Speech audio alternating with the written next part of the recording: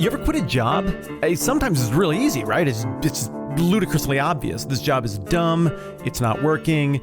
The math equation doesn't work. I'm not making enough money, or the pain I endure to do this job isn't worth it. But other times, that is agonizing. I mean, one of the most difficult decisions you make in life, because it's not just a job, it's a lifestyle, it's people, it affects other people, it can come with all kinds of uncertainty.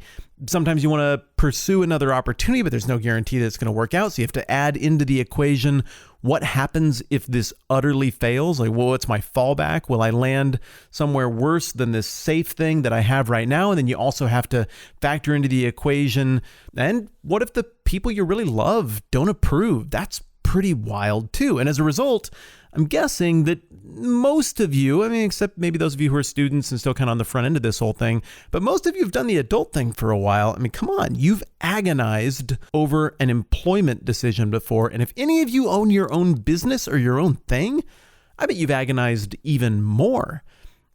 Which makes the passage that we're looking at in Matthew chapter 4 all the weirder.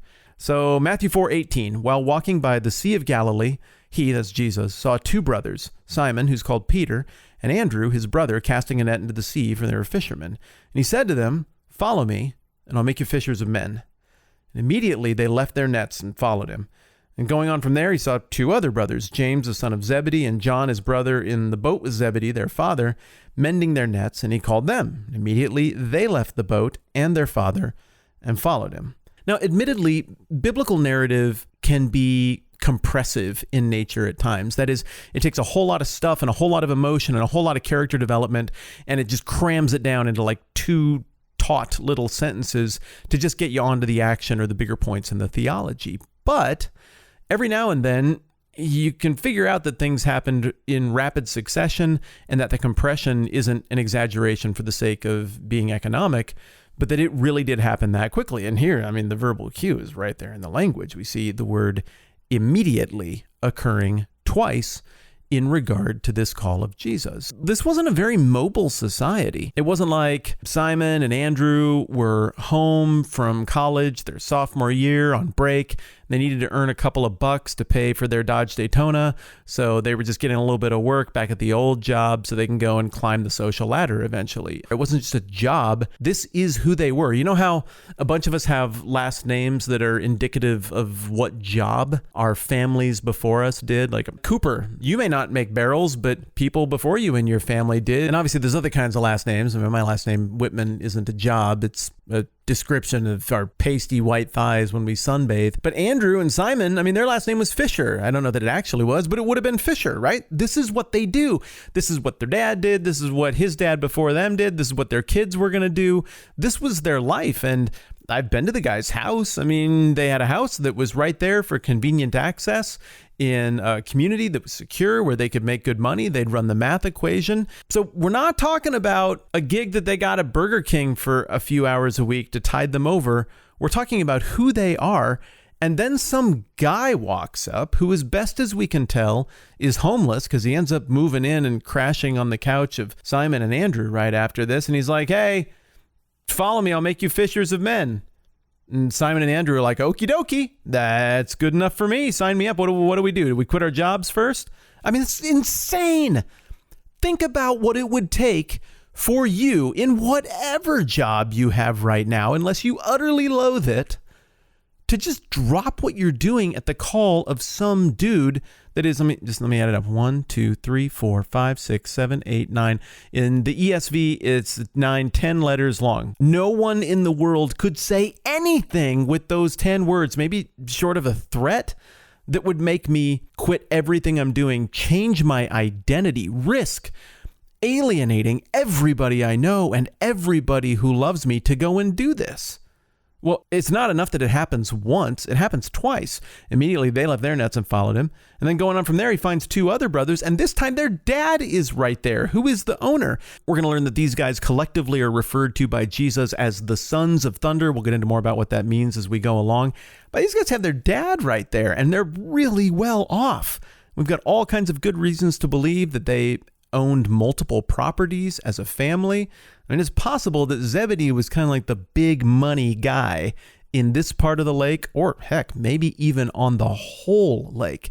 It looks like James and John were very well educated. I think there's a reason that in the list of the big important disciples, you got Peter and you got James and John. It looks like their education paid off. Their influence paid off. It looks like they were maybe even able to shelter the disciples a little bit later on because of those things. But what's crazy is they're at work with their dad, who's done all of this to build this. I mean, what for? For his kids, right? I'm going to hand this off to you, and like my father before me, you will be great fishermen and profiteers or whatever. And so they're mending their nets, getting things all tidied up. These guys probably had people under their command as well. I bet they captained their own fishing vessels. So they would also be sacrificing authority and prestige. And same thing, homeless guy, follow me, I'll make you fishers of men. And they're like, yep, right on. That's actually what I was going to do today. Immediately, they left the boat and their father and followed him. I can't do the math on this. I can't. I've got the benefit of 2,000 years of history and being raised around this, which is totally cheating, and going to school for this and reflecting on this document and all of the theology that goes with it. I mean, so much about my life has happened in the orbit of this story. So it's really easy for me to be like, oh, well, if Jesus came up to me, I would follow him immediately. Right, but that's not analogous. These guys didn't know who Jesus was. They were anticipating a completely different religion. The analogous thing would be like somebody from some other tangent version of sort of Christianity comes up to me, and I've never really put a lot of thought into any of this stuff. I just got a job that I do and a business that I'm building. And he's like, quit all your stuff and come with me. And I'm like, oh, okay. I can't do the math on why that would happen. The only thing I can credit it to is that there was something absolutely powerful and transformative and effective about Jesus' presence, and also supernaturally. God ordained before the foundations of the earth were put in place that these guys were going to be on Team Jesus, and that was just that. So I guess to round out the thought, a couple of things. One, I would just challenge you to brainstorm this out for yourself. What would it take for you to do something analogous to what these guys just did?